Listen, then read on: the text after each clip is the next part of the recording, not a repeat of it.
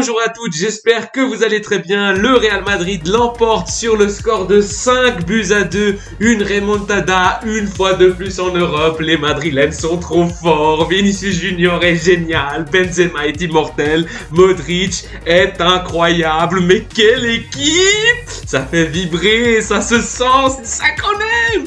Waouh! Allez, on va se calmer un tout petit peu. Alors, le Real Madrid se présentait aujourd'hui face aux Reds de Liverpool avec ce 11-là. Courtois dans les cages, Militao et Rudiger en paire de centraux. À droite, Carvajal, à gauche, ce nulard d'Alaba. Au milieu de terrain, Modric, Camavinga, le dieu, Valverde, Rodrigo, le fantôme, Benzema, la star, et Vinicius Junior, il est dans un autre monde. On l'a perdu, on ne sait pas qui il est maintenant. CR7, Messi, Vini, on verra hein.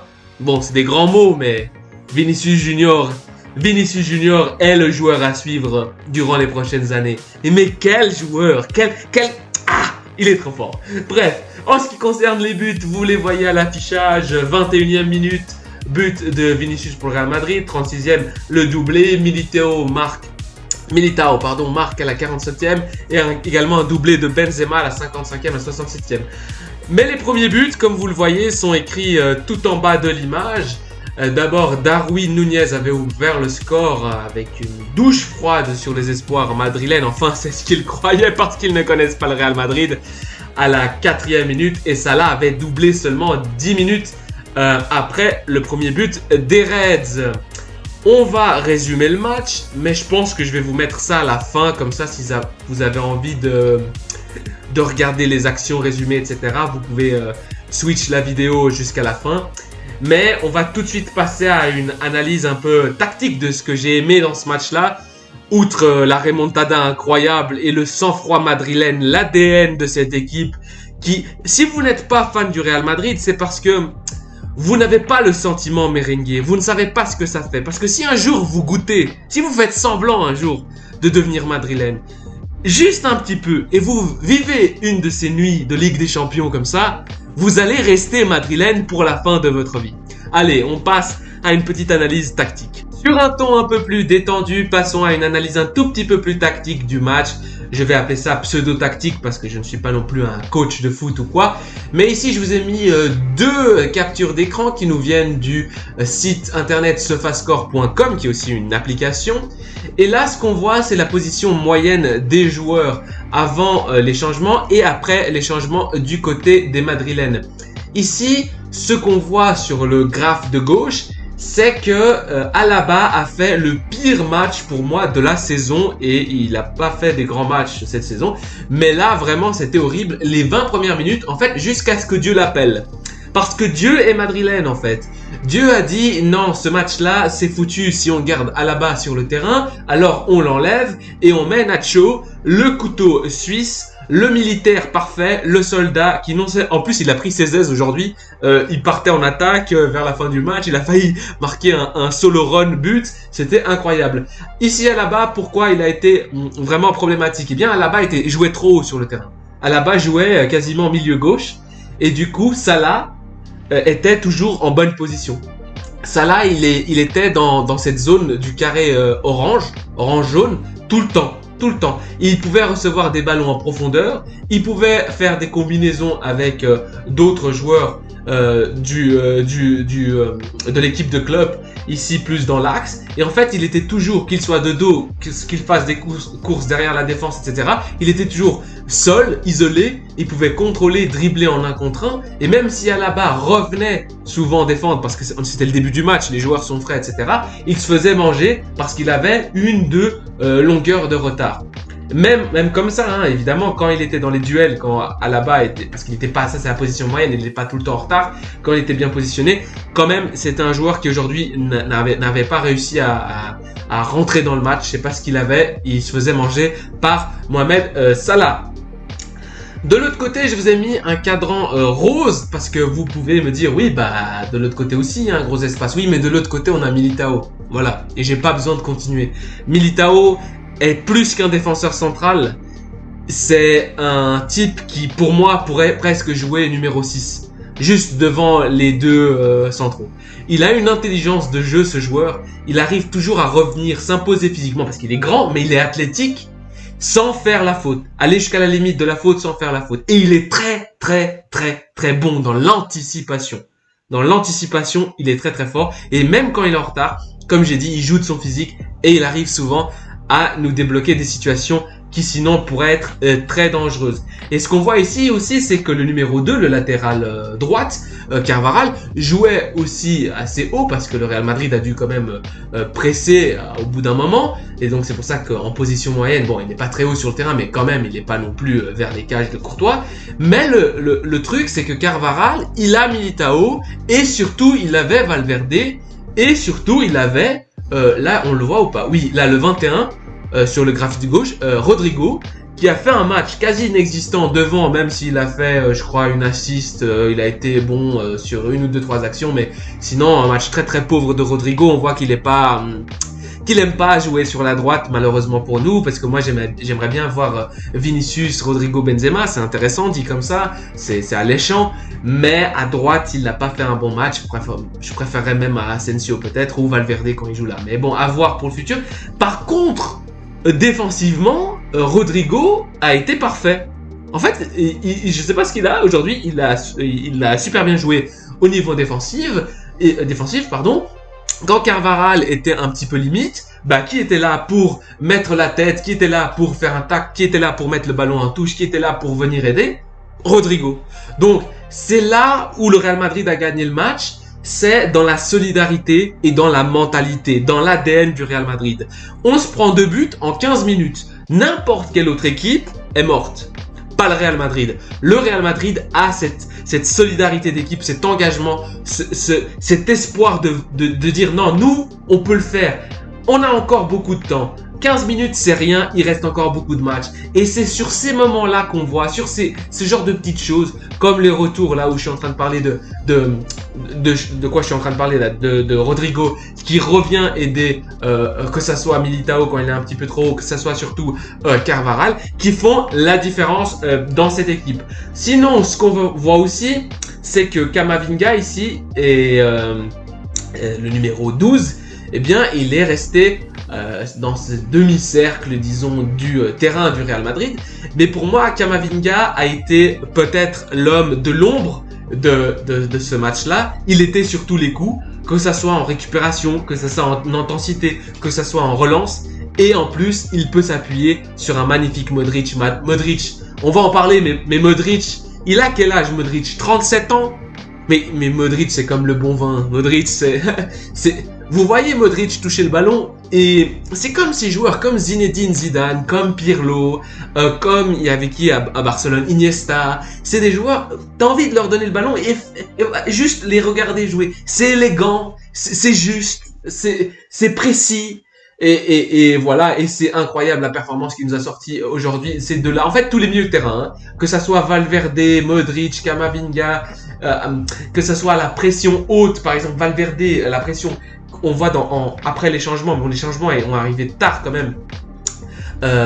Eh bien, Valverde est allé un tout petit peu se passer un tout petit peu plus haut, mais bon, le Real Madrid gagnait déjà à ce moment-là. Mais dans la contention, qui était un truc aussi très compliqué par rapport au fait qu'on n'a pas Casemiro, qu'on n'avait pas Kroos pendant une grosse partie du match, c'était de savoir si on allait résister aux offensives à répétition de Liverpool. Et bien Liverpool, le problème, je pense, de Liverpool, et là je vous ai pas mis le graphe malheureusement, c'est qu'en fait ils attaquaient toujours à droite. Hein. Et dès que Nacho est rentré, c'est fini. Voilà, dès que Nacho est rentré, un joueur qui déjà est resté beaucoup plus bas sur le terrain parce qu'il sait qu'il peut pas attaquer comme à là-bas parce qu'il n'a pas la vitesse, mais surtout qui est beaucoup plus juste tactiquement. Et on dirait que physiquement, il est plus fort qu'à là-bas. Enfin, en tout cas, il m'a paru assez robuste, Nacho, dans les duels. Et enfin, si on peut encore dire quelque chose de ces deux screens, eh bien, on a ici Vinicius. On le voit, Vinicius était l'homme avec Benzema le plus en forme qu'est-ce que j'allais dire, plus en forme dans ce match parce que il était tout le temps en train de demander les ballons en profondeur. En fait, Vinicius Junior a tout compris aujourd'hui, c'est peut-être une consigne d'Ancelotti, mais c'était de ne pas venir chercher les ballons trop bas, de plutôt rester dans une zone médiane, voire dans le tiers supérieur du terrain, et pour avoir ces ballons en contre placés évidemment.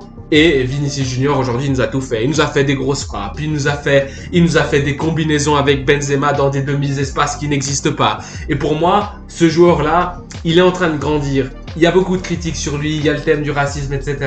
Mais un Vinicius comme ça, concentré dans son match, parce que là, il était concentré, il n'y avait pas de picotement, d'embrouille avec d'autres joueurs, ce qu'on voit souvent en Espagne avec les matchs de la Liga. Là, vraiment, Vinicius Junior était focus, il était là pour aider, mais surtout, il était là dans les moments décisifs pour placer des contres, pour aller combiner avec Benzema, et ça s'est vu un grand Vinicius aujourd'hui.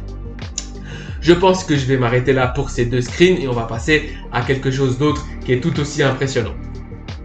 Je vais ici vous présenter encore une fois deux images sorties du site sofascore.com pour vous montrer les heatmaps des joueurs Luka Modric à gauche et Benzema à droite. Ce qu'on voit ici, c'est que ces joueurs-là, et surtout Modric, ont été partout. Et ça a un nom, ça s'appelle la solidarité. Le Real Madrid, quand tu regardes, il y a des joueurs qui évidemment viennent pas trop défendre, comme Vinicius, comme... aujourd'hui, c'était le seul, et puis un tout petit peu Benzema. Mais même Benzema, si vous regardez la heatmap, il y a des moments où il est latéral droit. Donc c'est peu, mais il est là. Donc ça veut dire qu'il vient défendre. Ok. Et Modric, il est partout. Regardez où il est. Et là où c'est en rouge, c'est là où il a été quand même le plus actif. Et on voit que dans sa propre moitié de terrain, dans la propre moitié de terrain du Real Madrid, le début des actions, sur qui on va donner le ballon quand on veut placer une attaque rapide, eh bien là, dans ce match d'aujourd'hui, c'était soit Camavinga, soit Valverde, mais surtout Modric. Et évidemment, à l'entrée de la surface, eh bien c'était lui toujours en combinaison avec Benzema, avec Vinicius, avec Valverde qui venait en appui, était le métronome de cette équipe. Et moi, ce que je voulais vous montrer, c'est que ces deux joueurs-là, ils sont vétérans en fait. C'est les vieux de l'équipe. Mais quand vous regardez une heatmap comme ça fait chaud au cœur. Ça veut dire que ces joueurs-là, ils jouent pas que pour le fric. Ces joueurs-là, ils jouent pour le maillot. Ils jouent pour le club. Ils jouent pour les cuissons. Et ça fait plaisir. Vraiment. La vidéo, et pour pas qu'elle soit non plus trop longue, je vous laisse ici un tableau avec les meilleurs joueurs du match. On voit que les deux premiers, Vinicius Junior et Karim Benzema, c'est ceux qui ont marqué un doublé. C'est aussi ceux qui ont été le plus présents au niveau offensif. Mais surtout, ce que je voulais vous montrer, c'est que malheureusement, eh bien, pour lui, Mohamed Salah a aussi fait un énorme match. Mohamed Salah, un but, une passe D. Il a quand même réussi 88% de ses passes. Il a gagné quelques duels, surtout quand là-bas était sur le terrain. Il a joué les 90 minutes et ça a été franchement le joueur le plus en avant au niveau de Liverpool.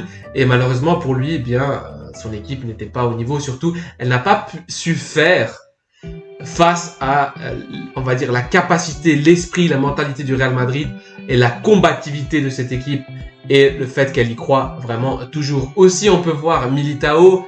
Pourquoi? Parce que Militao, eh bien, il a réussi quasiment toutes ses passes et il a aussi marqué un but, c'est-à-dire un but pour un défenseur, c'est quand même quelque chose de pas mal. Et surtout au niveau des passes et au niveau des duels. Là, il y a duel au sol 2-2-4, 2-2-4, mais il était souvent très présent, même entre les lignes, pour demander le ballon, pour offrir une possibilité lorsque en défense c'était compliqué. Et franchement, Eder Militao, top performance de sa part également. Enfin, voilà pour ce match. Je suis super content, super heureux. 5-2, c'est vraiment super. On va jouer à la maison le match retour. Il faudra rester concentré, mais on a déjà fait la moitié du chemin et c'était pas facile vu l'adversaire. Voilà, je vous laisse avec la dernière partie de la vidéo qui est le résumé des meilleures actions si vous voulez le regarder. Section de la vidéo du résumé. Dès les premières minutes, gros pressing des attaquants de Liverpool. Deuxième minute, Kama tente un dribble et perd le ballon juste devant la surface du Real. Il faut faire attention. Quatrième, quelle passe incroyable de Salah entre les défenseurs madrilènes et but magnifique d'une talonnade de Darwin. 1-0 pour Liverpool. Septième minute, tacle dangereux de Kama dans la surface sur Fabinho. Une grosse prise de risque qui aurait pu coûter gros aux madrilènes. Remarque, Salah fait les fesses de Alaba. 12e, perte de balle de Liverpool en défense. Frappe molle de Rodri, malheureusement. 13e, contre de Salah qui fait le cul de Alaba une nouvelle fois et tire à côté. Darwin était tout seul pourtant. 14e, Courtois est un imbécile. Au lieu de dégager le ballon, il se perd avec le ballon et fait une passe décisive pour Salah. Une offrande, c'est 2-0 pour Liverpool. Remarque, 15 minutes horribles et le terrain est très glissant. Tous les joueurs glissent, que ce soit les joueurs madrilènes ou les Reds. 20e, il faut une pause reset pour les joueurs du Real Madrid. On dirait des enfants contre des hommes. 21e, il prend ses responsabilités, c'est Vinicius Junior, Vini pour Benzema qui remet sur Vini dans un trou de souris, crochet du droit, frappe de monstre dans le petit filet opposé, c'est 2-1. 22e, on entend des chants du supporter du Real Madrid, Como no te voy a querer, como no te voy a querer, puis des chants réconfortants envers Courtois, notable geste du public madrilène qui a fait le déplacement. 23e, contre lancé par Camavinga en profondeur pour Vini qui temporise trop et finit par adresser une mauvaise passe à Benzema. 25e, cafouillage dans la zone du gardien avec le ballon entre Salah, Darwin, Carvajal et Militao. Comme Dieu est merengue, on reste à 2-1 pour Liverpool et franchement, ça aurait pu être 3-1. 30e, Darwin vient aider défensivement et mettre le ballon en corner sur un bon centre de Vini pour Carvajal. 30e, corner rebond. Le ballon pour Vini qui enroule une frappe du droit comme lors de son premier but, mais c'est un grand arrêt que nous sort Alisson. 31e, Valverde est seul à l'entrée de la surface, il envoie le ballon dans les nuages, ça c'est vraiment pas possible. Bon match de Camavinga qui est pas flamboyant dans certaines petites choses comme par exemple des fois en attaque il glisse un peu, mais il est partout, c'est vraiment une pieuvre. Nacho glisse dans la surface, il donne le ballon à Gakpo à la 33e, malheureusement pour lui, il ne va pas réussir à faire quelque chose, Gakpo, le joueur de Liverpool. On passe sur un 4-5-1 sur les périodes défensives dans la première mi-temps et ce Real Madrid qui peine. 34e action défensive de la tête de Rodrigo, latéral droit, comme j'ai dit avant, c'est vraiment ce qu'il a réussi dans ce match-là, c'était plutôt le versant défensive. 36e minute, Vini contre le fucking monde. Vini Junior fait une course de 40 mètres pour aller au duel avec Joe Gomez. Sous la pression, il fait une passe en retrait à son gardien. Vini suit l'action, Alisson dégage en toute vitesse contre la cheville de Vini. Le ballon prend un effet lob et finit au fond des filets. But pour le Real Madrid, 2-2. Chant como no te voy a querer. 41e, bien Rodrigo en phase défensive. 44e, coup franc de Arnold, facile pour Courtois. 45e, transition offensive de Valverde, passe aux profondeurs pour Vini, qui centre pour Rodrigo, qui est légèrement trop court et surtout incroyable retour de Robertson. Il faut acheter des latérales. Les latéraux, pardon. 45e, Vinicius Junior, donc on est déjà dans la deuxième mi-temps. Vinicius Junior, superbe course avec le ballon sur la gauche. Il fait tourner la tête d'Alexander Arnold. Joe Gomez vient pour faire la couverture, mais il fait une faute sur Vini à gauche de la surface des Reds. Coup franc de Modric, centre pour Militao. Et Militao est complètement tout seul. 3-2. Remontada du Real Madrid. 51e, encore une action dangereuse de Vini. 54e, Darwin est en extension et Carvajal le touche du bras. Certains diront qu'il y aura faute et penalty, je ne pense pas. 55e, Rodrigo Benzema pour Rodrigo, 1-2.